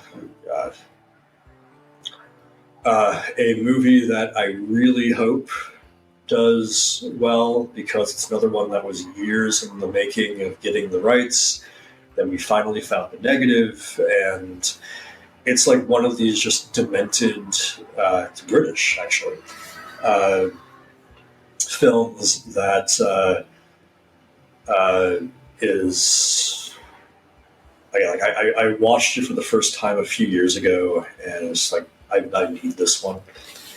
And it's actually in part Ewan to thank, of course, for badgering the owner into agreeing. He's super charming, so I get that. Yeah, he's He's great to work with. He's a consummate professional. He is our in-house grammar police, even though Oscar tries to compete for that. Apparently. Yeah, apparently. With a comma afterwards. Yeah. So many. Oh, yeah. Yes. So we were going through the QC on the sleeves for the November sex titles. And Oscar sent back all of the notes, and they were all like the changes were in bold, and it was just like dashes, commas, semicolons. We had an argument about his demanding, that titles that are parentheticals must be italicized. I feel so validated right now. I help with QC for like 3 other labels, and every single time I do it, I'm like, "You're missing 12 commas," and yes, italics are a big deal. So, the email was just like the text and then just bolded grammatical notes. But normally Ewan is the one who's like the final word. Like whenever it's cover QC day, Ryan almost always sends me like a panic text of, "Has Ewan looked at these yet?" And I just, then I just write to you like, "Are you able to look at the covers?" Like, "Looking at them now." And then, all of his very, very detailed notes of like, I noticed the copyright symbol has 2 spaces between it on this one, but only 1 space on this one. Yeah, like he's great in that regard. Thanks. That's awesome. Well, I mean, that's all I got today, gentlemen. Thank you so much for your time. Joe, especially, thanks for going outside your comfort zone and being on video and doing one of these. Yeah. Well, it was a good one. I liked the more probing questions, or the less like, let's celebrate everything questions. I like a challenge. I like to be put on the spot. Well, that, and a lot of these are, what's the one film you would love to put out? And it's like, yeah, we've heard Joe talk about a lot of that stuff before. And my usual answer is I can't remember, or I'm not going to say. Well, again, I hope the sales, extremely successful for you guys. I've been a long-time subscriber myself, and it's been a joy to see the growth. And I just can't applaud you enough to see what you've been able to do in 12 years in physical media is kind of astonishing. Well, hopefully we'll have many, many, many more years to go and hone in on just putting more movies out. And that's every day we get new stuff in terms of either rights or materials, and it's like, here's a new area that we can explore. Right. Thank you for watching The Disconnected. On the way out, make sure that you are subscribed to the channel, that you've liked the video, and that you've copied the link to be able to share it with someone else that may appreciate this.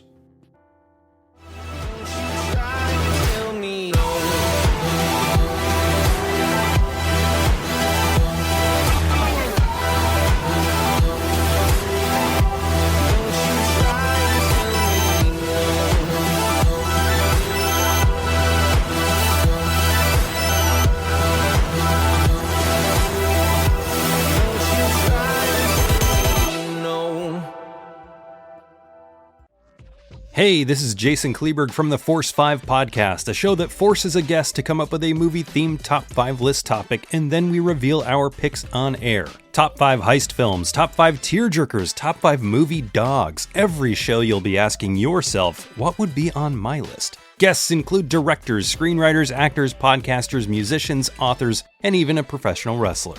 Subscribe to the Force 5 podcast, and you won't just be a listener, you'll be a list nerd. The Force 5 podcast, available wherever you're listening now.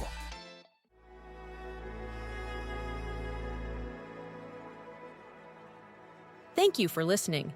To hear more shows from the Someone's Favorite Productions podcast network, please select the link in the description